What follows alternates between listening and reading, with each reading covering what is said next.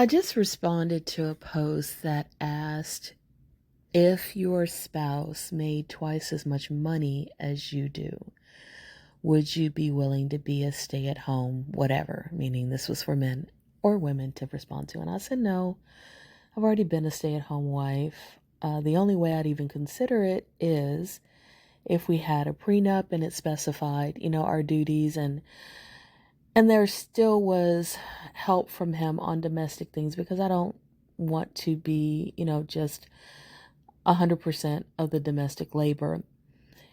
And, I've kind of gotten to a point in my life where I love the soft life that I live. And it made me think about, I guess about a week ago on one of my other pages, there was a Facebook friend that had responded to a post that I put on Instagram. And he got offended by the post, which actually was a discussion between a man and a woman, and was really super sensitive about it. And he said that I was too full of myself and that let him know when I had some new material and everything that I said had already been said 1,000 times by women like me. And even funnier, that I actually thought that my words mattered, and good luck with that.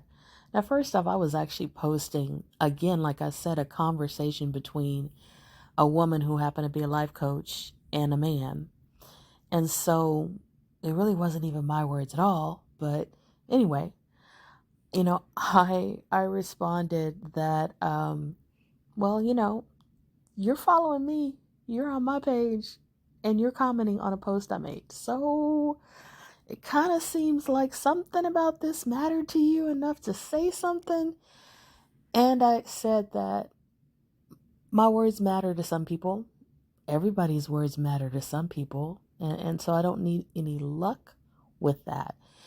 And my words have actually changed my life and they actually pay my bills. So I don't need any luck with that. I'm very grateful for the people that do think my words matter.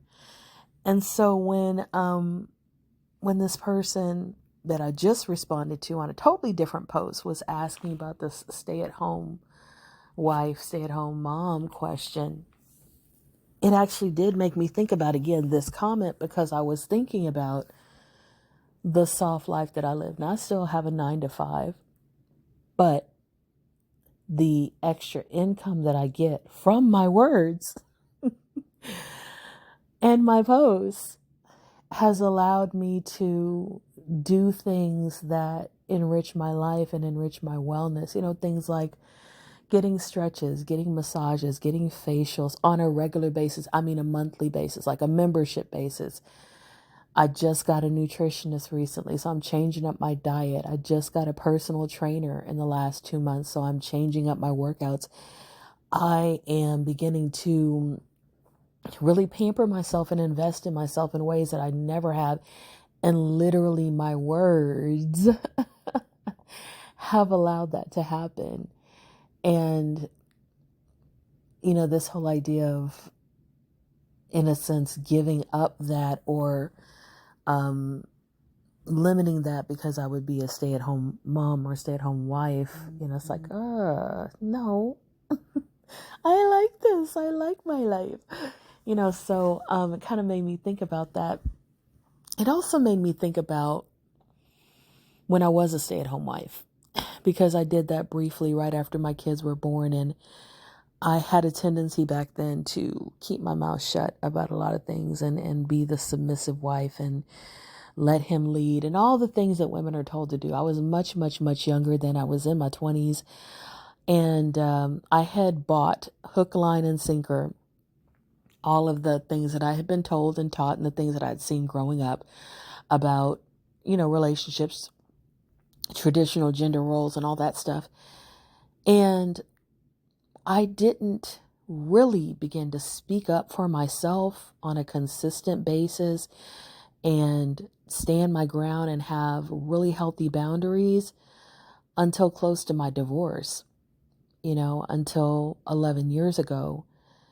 And it's very interesting to think about the more that I stood up for myself, the more that I opened my mouth, the more that I had boundaries, the more that I had standards, the more I had expectations, the better my life got, the fuller my life got, the more abundant my life got, the more that I manifested my dreams, the more that I made in income. And I literally now keep in mind I'm 55 and I graduated college around 23. And so I've been working for 32 years, but I've doubled my income in the last 11 years.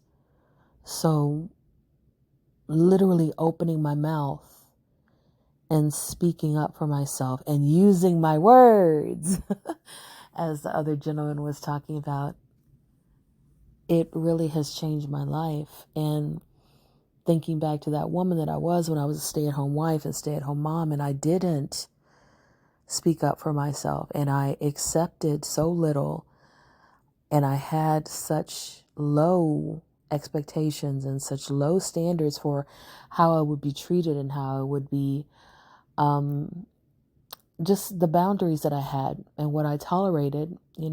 I looking back, I can look back and I can remember, but that person almost seems like a different person. It's like it's hard for me to even resonate with her. It's hard for me to even understand her lifestyle, her mindset. I can remember I thought that way, but it almost seems like I'm watching a TV show of somebody else's life, because it's so hard for me now, having grown and changed and thought differently and spoken up for myself on so many occasions.